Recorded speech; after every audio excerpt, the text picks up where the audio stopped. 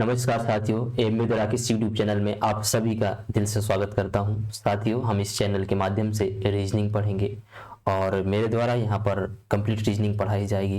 यहां पे जिस प्रकार के भी जितने भी रीजनिंग में टॉपिक आते हैं या जो भी है, तो मेरे द्वारा कंप्लीट रीजनिंग का कोर्स कराया जाएगा। ठीक है, और मैंने यहाँ पर रीजनिंग की कुछ रूपरेखा बनाई हुई है, जैसे आपकी स्क्रीन पे देख पा रहे होंगे कि मैंने किस प्रकार की ये मुझे हमारी क्या स्ट्रेटजी रहेगी रीजनिंग पढ़ने की। ठीक है, तो मैंने ऑलमोस्ट जितना मुझे लगता है तो मैंने सारे टॉपिक लिख लिए हुए हैं, जिस आपके स्क्रीन पे देख रहे होंगे कि मुझे लगता है कि मैंने यहाँ पे जितने भी रीजनिंग के टॉपिक हैं मैंने कोई टॉपिक छोड़े नहीं है। जैसे देख रहे हैं आप, मैंने पहला टॉपिक लिया हुआ है अपना कोडिंग डिकोडिंग पढ़ेंगे, अल्फाबेट सीरीज पढ़ेंगे, मिसिंग सीरीज पढ़ेंगे, नंबर सीरीज पढ़ेंगे, फिगर काउंटिंग है, डायरेक्शन है, ब्लड रिलेशन है, सिलोजिज्म है, एनालॉजी है, ओड वन आउट है, वेन डायग्राम है, मैट्रिक्स है, क्लॉक है। ठीक है, और ये अपना कैलेंडर हो गया, डिवाइस है, क्यू है, मिरर इमेज हो गया, पेपर फोल्डिंग हो गया, एम्बेडेड फिगर हो गया, फिगर बेस्ड क्वेश्चन हो गया, इनइक्वलिटी हो गया, सिटिंग अरेंजमेंट है, पजल हो गया, कुछ मैथ्स ऑपरेशन होती हैं जो कि बहुत आती हैं एग्जाम में, लॉजिकल रीजनिंग हो गया। ठीक है, कुछ कॉज और इफेक्ट हैं, और लास्ट में अपन क्या है, मिसलेनियस। तो मैंने इस प्रकार से सोचा है कि सबसे पहले हम क्या करेंगे, टॉपिक देख लें कि हमें रीजनिंग में कौन कौन से टॉपिक को पढ़ना है। पहली बात तो ये हो गई। अब ऐसा नहीं है कि हमें कंप्लीट रीजनिंग जो है उसमें सारे कॉन्सेप्ट ही हैं, ऐसा नहीं है। रीजनिंग को अपन दो प्रकार से देखते हैं। एक ये देखते हैं कि एक होते हैं कॉन्सेप्चुअल टॉपिक, जिनमें ऐसा होता है कि अगर हमने टॉपिक को कॉन्सेप्ट वाइज नहीं पढ़ा है तो हम उन क्वेश्चन को नहीं कर सकते। और रीजनिंग में कुछ क्वेश्चन ऐसे आते हैं जो देखते ही उनका लॉजिक लग जाता है, यानी वो बिना कॉन्सेप्ट के। उनमें क्या होता है, उनमें बस प्रैक्टिस की जरूरत होती है, एक आध दो बार प्रैक्टिस करने से वो क्वेश्चन हमसे बनने लगते हैं, लेकिन पूरी रीजनिंग तो नहीं बनने लगती। अगर हम कुछ टॉपिक को छोड़ दें, बाकी तो हमें सारे कॉन्सेप्ट पढ़ने पड़ेंगे। ठीक है, तो मैंने पहले ये प्रयास किया है कि ऐसे टॉपिक जिनमें कॉन्सेप्ट लगता ही लगता है, जिनमें बिना कॉन्सेप्ट के हम नहीं उनको कवर कर सकते या उनको क्वेश्चन को नहीं कर सकते, तो उनमें हम क्या करेंगे, उन्हें हम सबसे पहले पढ़ाई करेंगे। उसके बाद हम क्या करेंगे, उसके बाद जो ऐसे टॉपिक जिनमें देखते ही आंसर लगता है, ठीक है, उनको हम क्या करेंगे, उनको बाद में करेंगे। ठीक है, और उनकी मैं प्रयास करूंगा कि उनको उनके जो कुछ कुछ कॉन्सेप्ट अगर मालूम में होते हैं तो वो भी कवर कराऊंगा। तो मेरे द्वारा यहाँ पर कंप्लीट रीजनिंग कवर कराई जाएगी। ठीक है, जिसको हम लोग नॉन वर्बल और वर्बल दो प्रकार से ऐड करते हैं। मैंने ऐसा कुछ नहीं किया क्योंकि मैंने इसमें सारे टॉपिक ऐड कर रखे। ठीक है, ऐसा कुछ नहीं है, हमें सारी चीजें पढ़नी है। ठीक है, तो मैंने अब क्या किया हुआ इसमें, मैंने ये देखो हमारी ये कुछ टॉपिक है, इनको हमें सबसे पहले पढ़ना है। क्यों? क्योंकि इनमें एक लॉजिक लगता है, इनका एक करने का एक तरीका होता है। ठीक है, जैसे हमने देखो सबसे पहले हमने क्या ले रखा है, कोडिंग डिकोडिंग, फिर अल्फाबेट सीरीज ले रखी है, मिसिंग अल्फाबेट सीरीज है, फिर नंबर सीरीज हो गई, फिर फिगर काउंटिंग है, डायरेक्शन है, ब्लड रिलेशन है, सिलोजिज्म है, रैंकिंग है, क्लॉक है, कैलेंडर है, डाइस है, इनइक्वलिटी है, सिटिंग अरेंजमेंट है, या फिर कुछ और टॉपिक बचेंगे हम उनको भी ऐड कर लेंगे, लेकिन हम कंप्लीट रीजनिंग कवर करेंगे। ठीक है, तो मेरे द्वारा मैंने ये सोचा है कि देखो बात ये है कि अगर हम बात करें एग्जाम की, तो पहले क्या था कि पहले रीजनिंग का लेवल एग्जामिनर बहुत ही आसान देता था। अगर हम रीजनिंग एग्जाम के लास्ट 10-15 दिन में अगर हम इसकी प्रैक्टिस कर लें या प्रैक्टिस सेट लगा लें तो रीजनिंग में हम अच्छा खासा स्कोर कर लेते थे, लेकिन अब ऐसा नहीं है। अब अगर हम रीजनिंग की प्रैक्टिस नहीं करके जाएंगे, क्योंकि एग्जामिनर नए नए लॉजिक बना रहा है और लॉजिक ऐसे पता नहीं चलते, और एग्जाम में तो खासकर और पता नहीं चलते। लॉजिक में जब तक हम उनकी अच्छी तरह से प्रैक्टिस करके नहीं जाएंगे तो हम वो लॉजिक हमारे दिमाग में कभी हिट नहीं करेगा, यकीन मानिए। ठीक है, हम कभी नहीं जान पाएंगे कि इसमें क्या लगना है। तो मैंने कुछ ऐसे यही शुरुआत में यही टॉपिक ली हुई है जिसमें एग्जामिनर फंसाता है, क्योंकि एग्जामिनर जो क्वेश्चन कहाँ से बनाएगा, जैसे कोडिंग डिकोडिंग हो गया, एग्जामिनर का फेवरेट है ये क्वेश्चन, एग्जामिनर का फेवरेट है। इससे अच्छे खासे लॉजिक बनते हैं, अच्छे खासे लॉजिक बनते हैं।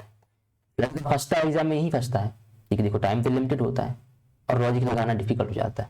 तो मैंने पहले यही टॉपिक ले लिया है कि चलो एक काम करते हैं, कोडिंग डिकोडिंग से शुरुआत करेंगे। और मैंने हवाबाजी नहीं करी इसमें। जब आपको पढ़ाऊंगा ना कोडिंग डिकोडिंग, तो आपको मैं ऐसे लॉजिक बताऊंगा जो एग्जाम में टू द पॉइंट पूछे जाते हैं, जो एग्जामिनर के फेवरेट है। मैं दाएं बाएं की बातें नहीं करूंगा, मैं ऐसे लॉजिक नहीं बताऊंगा कि अरे मतलब मैंने कोई ऐसा लॉजिक बता दिया तो बस मैं ज्ञानी हूँ बाकी सब कुछ नहीं है। ऐसा भी नहीं है, हमें वो भी नहीं पढ़ना, इससे भी बचना। हमें वही पढ़ना है जो एग्जाम में आता है, हमें ज्ञानी नहीं बनना।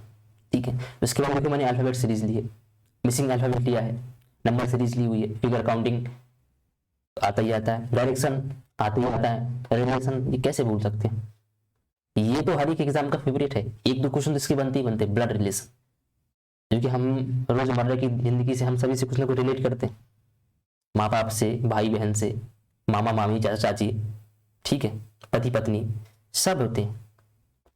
तो ये फेवरेट है, इसको हमें पढ़ना है। कभी कभार हम इसमें भी गलत करके आ जाते हैं, क्यों? क्योंकि हमारे सही कॉन्सेप्ट क्लियर नहीं होते, इसलिए एग्जामिनर का फेवरेट है। कोई सा भी एग्जाम उठा के देख लो, ये इसके क्वेश्चन बनते ही बनते। रैंकिंग देख लो आप, आता है क्लॉक, कभी का पूछ लेता है, कैलेंडर कभी का पूछ लेता है, डाइस हमेशा आता है, हमेशा आता है, इंपॉर्टेंट। इनइक्वालिटी आ जाता है, अब आने लगा है, और सिटी ये आने लगा है फिर से, ठीक है। तो हम ये प्रयास करेंगे, हम क्या करेंगे, सारे ऑलमोस्ट जितने भी रीजनिंग है, मैंने यहाँ पे किसी एग्जाम को टारगेट करके नहीं करा रहा हूँ। मैं ये सोच रहा हूँ कि आप अगर हम ये कोर्स अपन डिजाइन कर रहे हैं या पढ़ रहे हैं इस कोर्स से, यानी वीडियो देख रहे हैं, लेक्चर वगैरह बना रहे हैं, तो अगर जो भी देखे तो उसको ये नहीं लगेगा कि मैंने इस पर्टिकुलर एग्जाम के लिए रीजनिंग पढ़ी थी, इसके लिए नहीं पढ़ी, नहीं। उसके अंदर ये कॉन्फिडेंस होना चाहिए कि यार हमने रीजनिंग बस पढ़ी है, इस एग्जाम के लिए नहीं पढ़ी। हम चाहे किसी भी एग्जाम में बैठ जाए तो हमें रीजनिंग आनी चाहिए, ठीक है। तो मैंने सारे एग्जाम में कुछ ना कुछ उठाया हुआ है, और उनके जो बेहतरीन लॉजिक होते हैं, जो एग्जाम में फंस आते हैं, मैंने वो किया, ठीक है। तो चलिए हम नेक्स्ट स्लाइड की तरफ बढ़ते हैं। तो मैंने साथियों पहला टॉपिक ही ले लिया अपना, कोडिंग डिकोडिंग, ये हमारी इंट्रो क्लास ही, ठीक है। तो मैंने क्या किया है, मैंने पहला ही लिया कोडिंग डिकोडिंग लिया हुआ है, ठीक है जी। तो मैंने सबसे पहले इसके टाइप आपके सामने कर दी कि मैं कोडिंग डिकोडिंग भी 4-5 प्रकार की होती है। इससे लेटर कोडिंग हो गया, फिक्शियस लैंग्वेज पे हो गया, वर्ड बेस पे हो गया, नंबर कोडिंग हो गया, ठीक है, और चाइनीज कोडिंग। तो इसमें हमारा पहला लेक्चर किसका होगा, लेटर कोडिंग का होगा, ठीक है। फर्स्ट लेक्चर हमारा किसका होगा, लेटर कोडिंग का होगा। अब इसमें पता है, इसमें बेहतरीन लॉजिक बनते हैं, सॉरी, इसमें अच्छे लॉजिक बनते हैं, ठीक है। और जब एग्जाम में आता है ना, तो फिर क्या होता है साथियों कि एग्जाम में जो इसके रीजनिंग के क्वेश्चन आते हैं, ऐसा नहीं होता कि किसी से बनेंगे नहीं। बात ये होती है कि हमारे पास लिमिटेड टाइम होता है, और हमें लिमिटेड टाइम में लॉजिक सही लगा के सही आंसर करना होता है। डिफिकल्ट टास्क ये है, अपन ऐसा नहीं कि नहीं किसी से ये बनेगा ही नहीं। और हाँ, क्वेश्चन ये बनता है कि सर हमारे दिमाग में कैसे हिट करेगा, हमको कैसे पता चलेगा कि इसमें किस क्वेश्चन में यही लॉजिक लग रहा है। बात सही है आप सभी की, क्वेश्चन सही बनना होगा आपके दिमाग में। तो मैं आपको क्लियर कर दूं कि देखो, बात ये होती है कि हमारे पहली बात तो ये होता है कि जब हम एग्जाम में बैठते हैं तो एक अलग ही प्रेशर होता है, ठीक है। क्यों? क्योंकि हमारे पास टाइम कम होता है। तो जैसे हमारे पास जब टाइम कम होता है तो हमें चीजें कम टाइम में ज्यादा चीजें करनी होती है, और दिमागों में फास्ट चलाना होता है, तो वहां पे सोचने का टाइम तो होता नहीं है। हाँ, बात ये होती है क्या है कि हम एक वहां पे नया इन्वेंशन नहीं कर सकते कि नया लॉजिक खोज के उसको सही कर दें, क्योंकि टाइम ही नहीं इतना। तो हम यहाँ पे क्या कर सकते हैं, हम ये कर सकते हैं कि हमको लॉजिक कैसे हिट करेगा। और हाँ, ये ध्यान रखना कि लॉजिक हमको वही याद आएंगे एग्जाम में जो हमने पहले करे होंगे। बात समझ रहे? लॉजिक वही याद आएंगे आपको एग्जाम में जो आपने पहले से किए हुए हैं, जिनको आपकी प्रैक्टिस है। अदरवाइज आपको लॉजिक सपना नहीं आएगा, ठीक है। तो बात मेरी यहाँ पे ये कहने की है कि यहाँ पे अगर हम जिस प्रकार के भी लेटेस्ट में क्वेश्चन पूछे जा रहे हैं, जिस लॉजिक से बन रहे हैं, अगर हमने वो सारे लॉजिक की अच्छी प्रैक्टिस कर ली, वही क्वेश्चन कर लिए, तो यकीन मानिए कि आपको दिमाग में हिट कर जाएगा, ठीक है। बात समझ में आ रही है? मैं जो कहने जा रहा हूँ, जो समझा रहा हूँ, आई होप आप समझेंगे।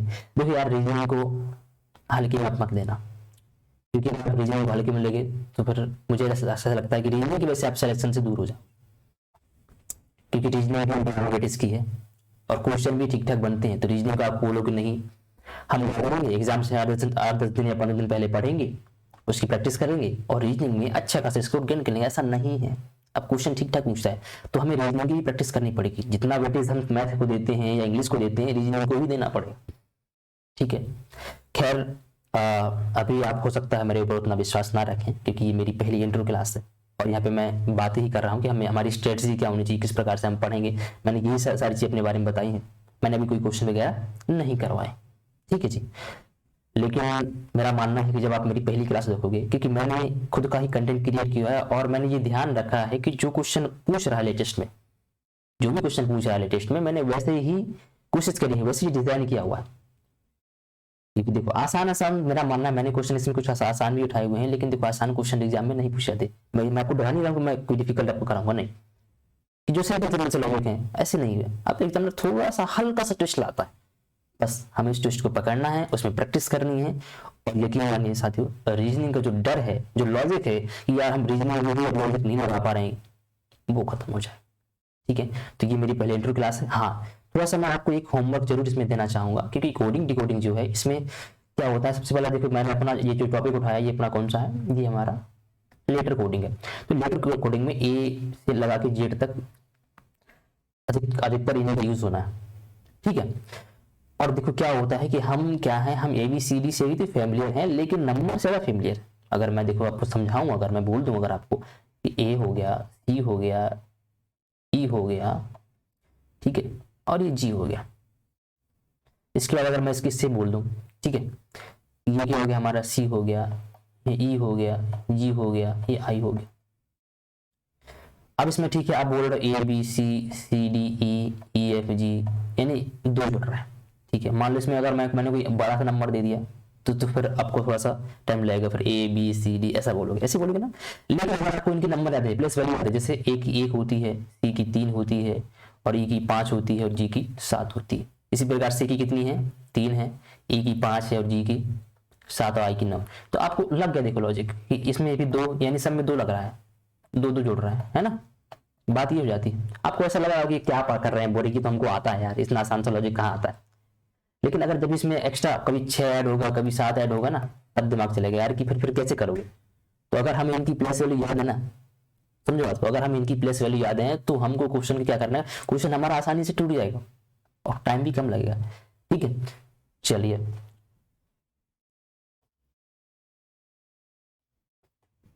अब क्या होता है, एग्जाम में लोग क्या करते हैं, एग्जाम में हॉल में लिख लेते हैं, एग्जाम हॉल में क्या करते हैं, लिख लेते हैं।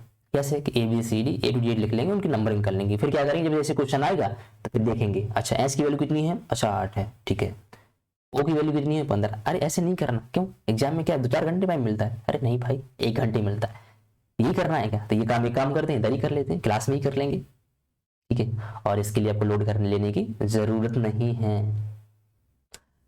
आपको मैं इतनी इसकी क्लासेस करा दूंगा, लगभग 4-5 क्लासेस इसकी होंगी, और शुरुआत में हम यही करूंगा कि इसकी एक बार फट से आप एक बार खुद से लिखिए, देखिए, ठीक है, और कोशिश करिए कि आप जहां भी पढ़ाई करें या भी पढ़ाई करते हैं वहां पे इसको चिपका लीजिए, ठीक है। तो एक बार मैं स्क्रीन पे आपको एक बार लिखवा लेता हूँ, और कोशिश करिए कि आप भी मेरे साथ साथ लिखने की कोशिश करिए, ठीक है। तो सबसे पहले A हो गया, B, C, D, E, F, G, H, I, J,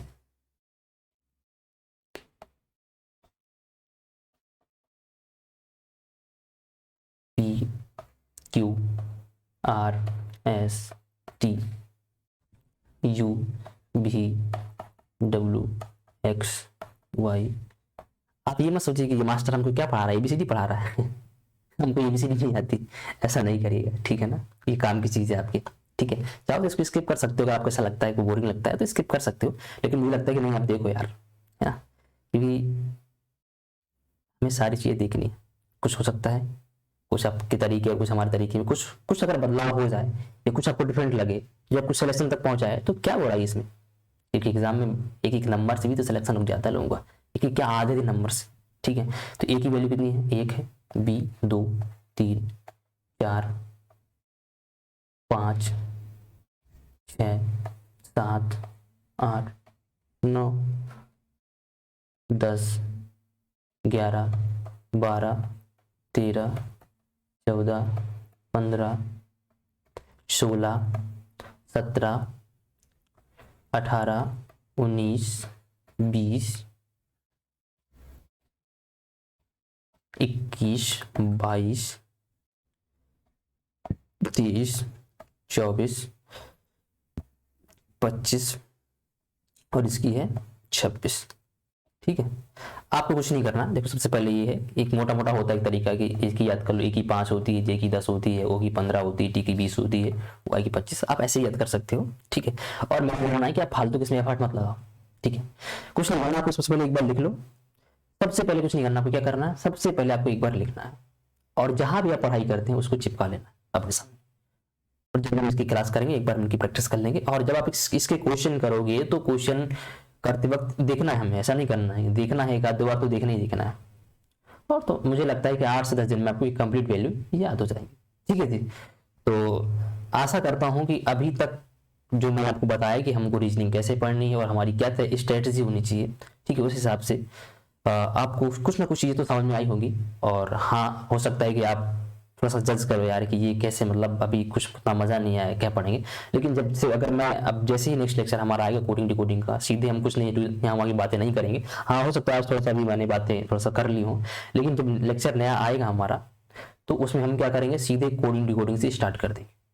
ठीक है, और उसमें आप देखेंगे कि किस प्रकार के मैंने लेक्चर कंप्लीट किए हुए हैं, यानी किस तरह के मैंने क्वेश्चन लिए हैं और लॉजिक उनमें कैसे कैसे लग रहे हैं। फिर जब आप प्रैक्टिस करोगे और फिर एग्जाम के क्वेश्चन भी सोल्व करोगे तो आपसे बनेंगे। ठीक है, तो साथियों यहाँ तक इतना इस वीडियो में बने रहने के लिए धन्यवाद, और फिर मैं आपसे यहीं पे विदा लेता हूँ। मिलेंगे नेक्स्ट लेक्चर में, तब तक के लिए जय। Thank you so much.